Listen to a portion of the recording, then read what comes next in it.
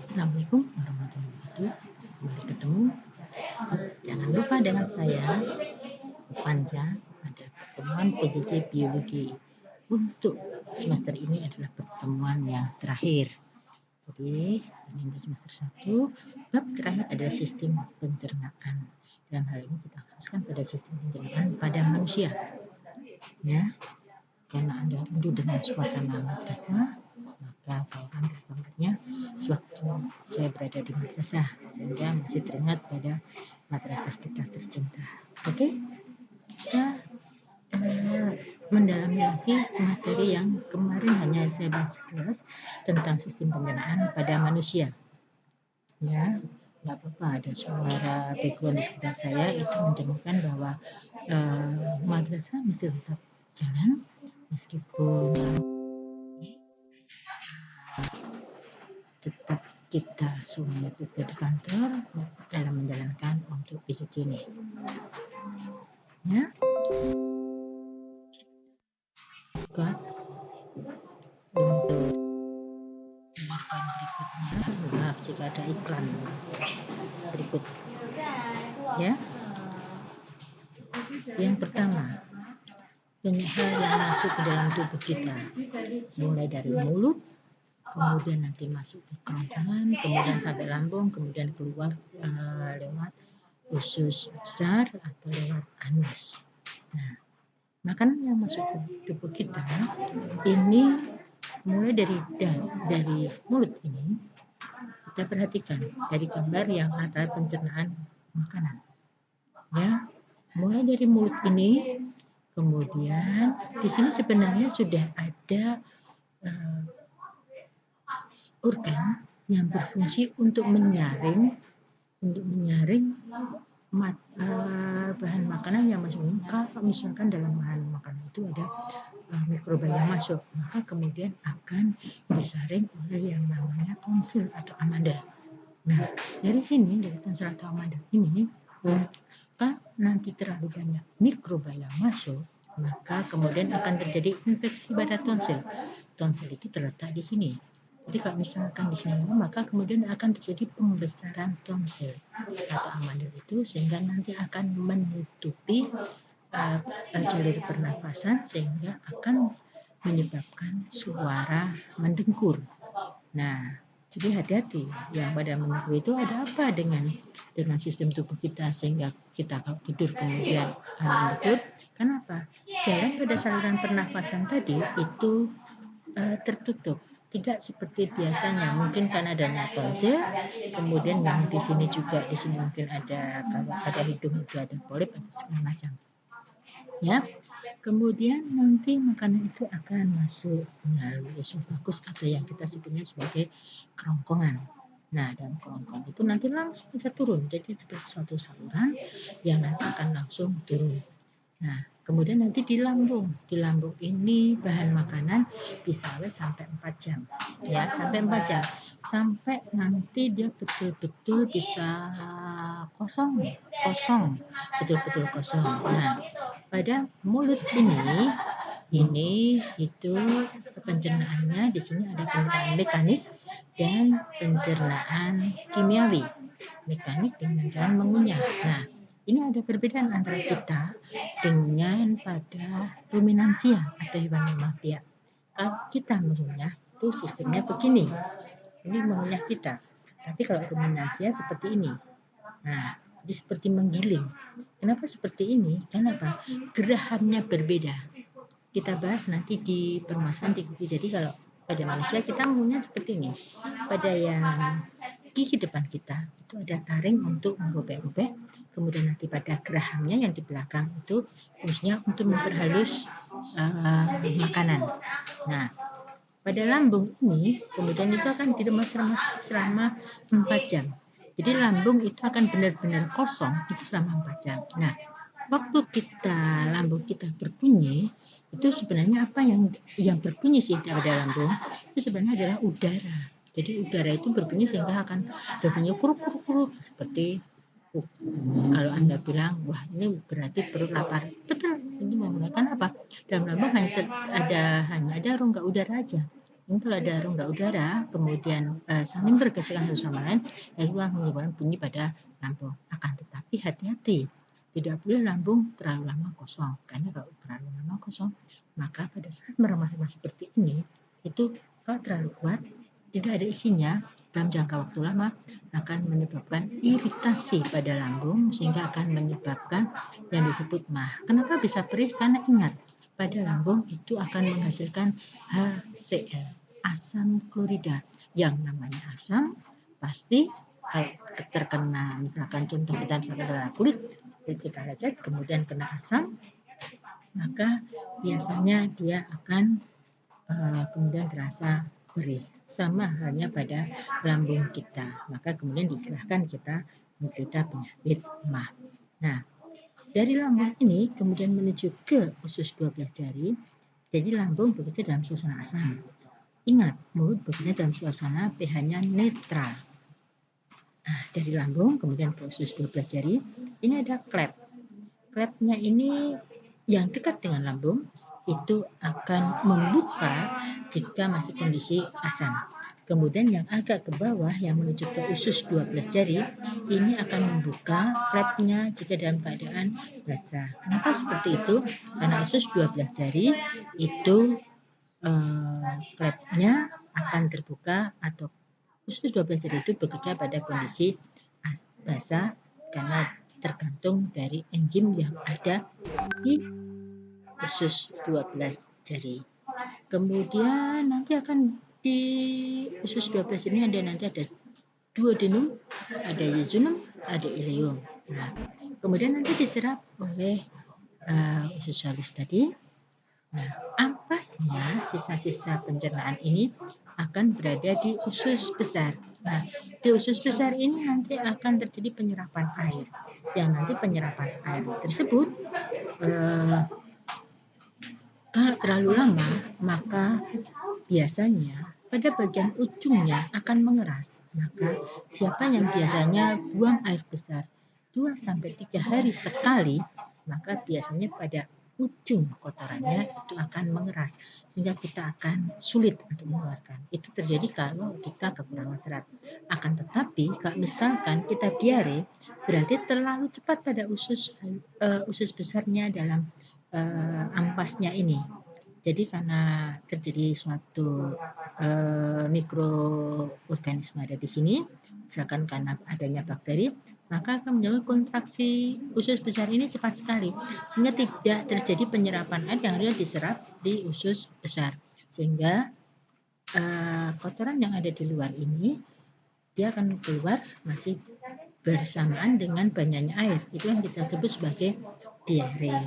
Nah, sebenarnya banyak hal yang masuk ke mulut kita. Allah itu menciptakan di sini sudah ada tonsil, kemudian di sini nanti lambung dia bisa asam, kemudian pada usus 12 jari ini sudah dalam kondisi basah. Sebenarnya sudah banyak benteng pertahanan, akan tetapi karena manusia, mohon maaf itu manusia itu apa-apa masuk, maka ini di luar sistem kita.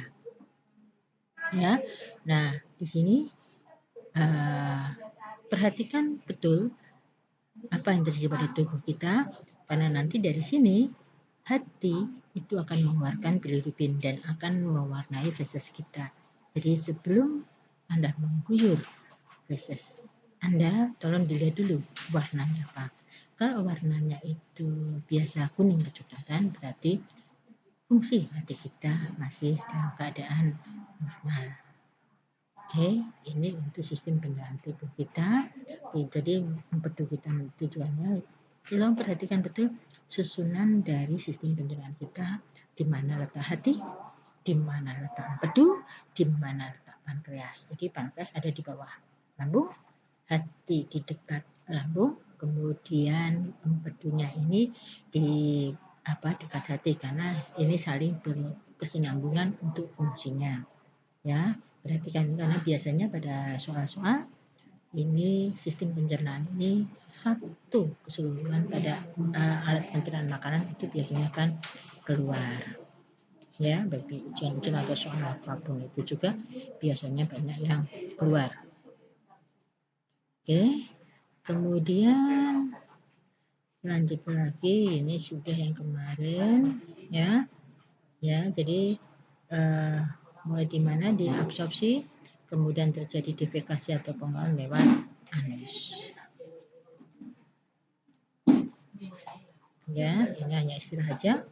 Ingesti, mastikasi, profusi, mixing, kemudian sekresi dan digesti. Kemudian absorpsi, transportasi, ini hanya definisi-definisi. Lanjut aja. Nah, ya.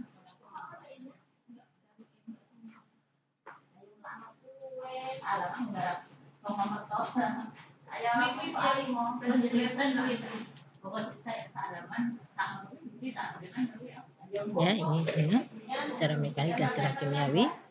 Ini gigi kita. Kalau lihat dari susunan gigi, ya. Nah, gigi kalau misalkan gigi susu ini ada 4. Pada gigi serinya perhatikan ya, rumusnya 2-1-2. Jadi 2 ini gigi seri, kemudian 1 itu gigi ya, ini yang gigi susu ya.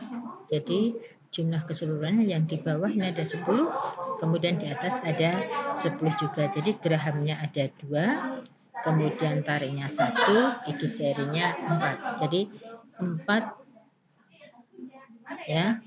Jadi ada 2-1-2, maksudnya apa? 2 gigi seri, 1 canines dan 2 premolar. Ya, itu dibagi 2 nanti kanan sama kiri.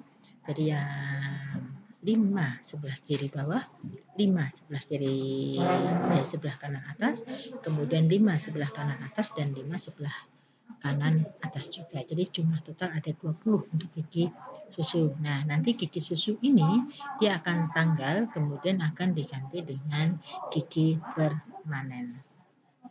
Ya, dan ingat dalam gigi kita ini ada yang namanya enamel gigi, dentin, dan kemudian juga ada saraf. Sehingga kalau misalkan gigi kita berlubang, maka kemudian akan sakit gigi. Kenapa? Karena berhubungan dengan saraf pada gusi. Ya, dan ini gusi ini kalau misalkan belum tentu apa yang ada dalam gigi kita tidak berlubang, dalam artian gigi kita sehat, tidak seperti itu.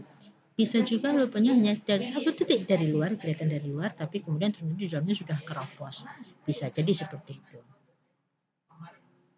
Kemudian yang lidah ini membantu berbicara juga, membantu membolak-balik makanan, ya, kemudian membersihkan rongga mulut dan membantu menelan makanan, ya.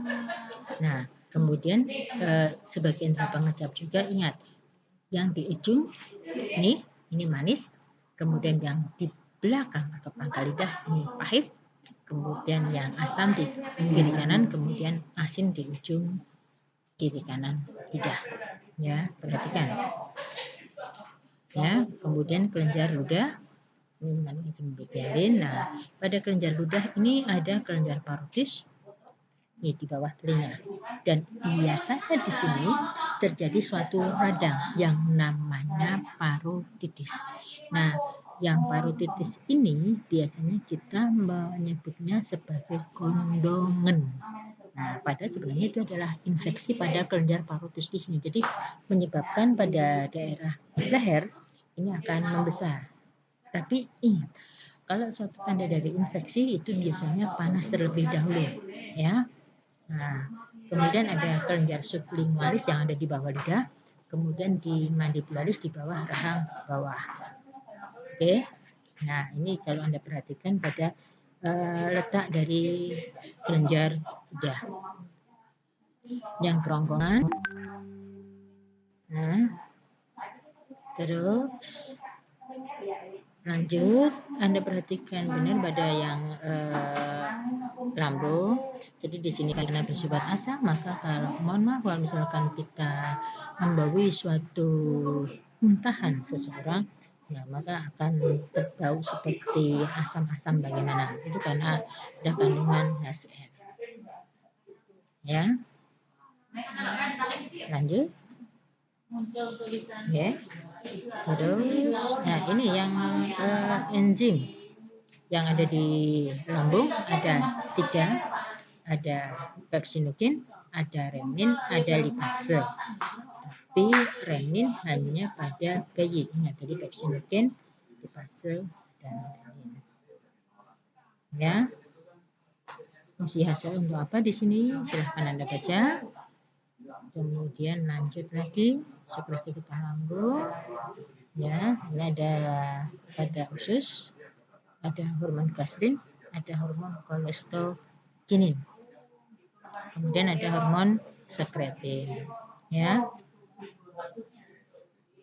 Nah, kemudian ada juga usus buntu atau appendix. Nah, awal dulu appendix itu atau usus buntu ini disebut sebagai organ aksesori. Kenapa sebagai organ aksesori? Karena sebetulnya dulu nggak ada fungsinya. Akan tetapi setelah diteliti lebih lanjut bahwa appendix atau usus buntu ini ternyata berhubungan dengan imunitas tubuh. Jadi siapa yang pernah operasi usus buntu, maka tolong hati-hati karena apa? Berarti imunitasnya agak organ imunitasnya agak berkurang. Tapi masih ada sih organ imunitas yang lain, misalkan seperti pada penghasil sel-sel darah putih atau yang lainnya, itu yang untuk kekebalan tubuh. Tapi dari situ berarti bahwa appendix sebenarnya itu bukan hanya organ aksesori aja. Karena dulu memang belum diketahui fungsinya secara pasti. Karena apa? Bentuknya yang hanya kecil, kemudian berada di ujung dan tidak berkaitan dengan sistem pencernaan yang lain, jadi seperti tersingkirkan. Ya. Oke, lanjut lagi. Nah, ya ada hati, ada pankreas. Jadi yang berhubungan dengan sistem pencernaan, ya. Nah, ini karena kita banyak memakan junk food, hati-hati dengan apa yang dalam tubuh kita. Nah, kemudian pada usus 12 jari ada beberapa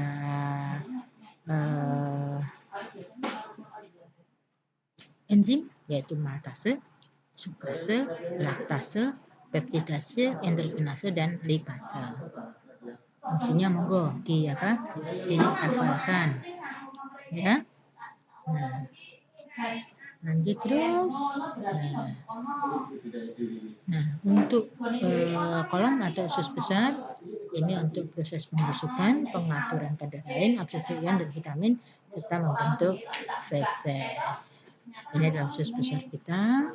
Ya, apapun organ yang berada di tubuh kita tolong kita pelihara dengan baik.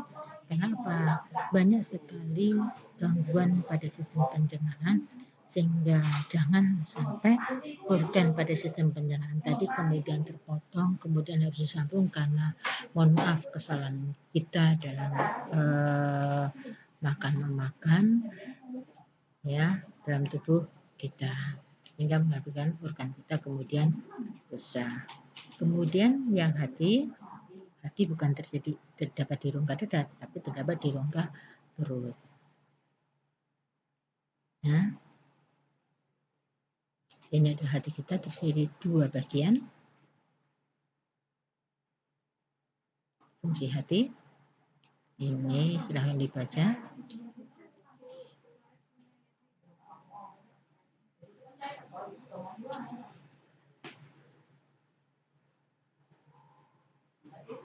Ya, oke.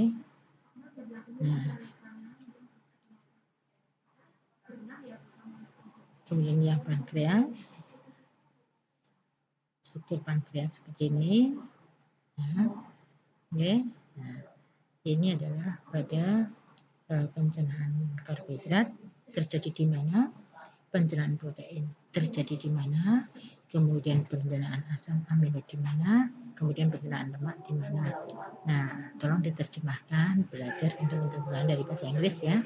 Ya, nanti menjadi apa? Nah, ini pada yang sistem pencernaan pada hewan ruminansia atau pada hewan memamah dia. Jadi sistemnya kalau kita ingat kalau kita maunya seperti ini, tapi kalau pada ruminansia saja menggunakannya seperti menggiling. Nah, dan ingat pada ruminansia ada 4 lambung, yaitu retikulum, omasum. Setelah dicerna di situ kemudian akan dikeluarkan lagi ke mulut, kemudian masuk ke yang pertama tadi rumen retikulum, kemudian keluarkan lagi ke mulut, kemudian masuk ke omasum dan apomasum, baru nanti ke usus yang lainnya. Oke, demikian tambahan saya untuk sistem pencernaan. Jika masih belum paham, silahkan kita diskusi di grup biologi. Terima kasih. Jangan lupa minggu depan sudah pas biologi. Ingat materinya adalah bahan materi selama semester 1 ya, nanti akan saya sebutkan di WA, kemudian pelajari dan tolong kerjakan melalui WA ya, nanti ada Google Form segala macam, silahkan dikerjakan dan tolong mengerjakannya tepat waktu. Oke, salam hangat dari saya. Jangan lupa tetap semangat meskipun dalam kondisi pandemi, kerjakan pas pada waktunya, jangan suka menunda-nunda. Apabila kita menunda suatu pekerjaan, maka kita juga nanti yang akan kebingungan untuk menyikapinya. Terima kasih. Jika ada salah, mohon maaf. Wassalamualaikum warahmatullahi wabarakatuh.